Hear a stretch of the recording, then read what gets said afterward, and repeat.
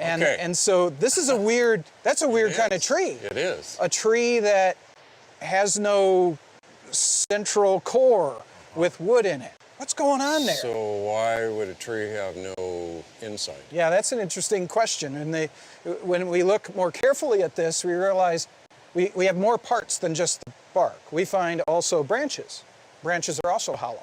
And we find, well, you would call them roots, but technically they're not roots. They're called rhizoids. But those are also hollow. And the rootlets coming off of the roots are hollow. This is a weird kind of plant. A whole tree that's hollow in every aspect, in its branches, in its stem, in its roots, in its rootlets. Okay, there must be a reason for that. Yeah, I think so. In fact, the rootlets are so soft, and can you imagine a root that's hollow making its way through soil? Could it do that? I doubt It's going to collapse. Yeah. So something's odd about this. Now, it turns out in the modern world, we do have some plants that are hollow, with hollow roots and hollow rootlets coming off of them. Now, they're all little plants. They're not trees. But every one of them are plants that live in water. They float on water.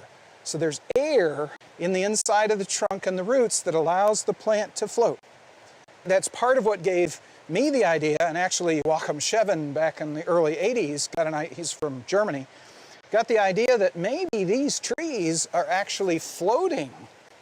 That rather than their roots going through soil, their roots intertwine with the roots of adjacent trees.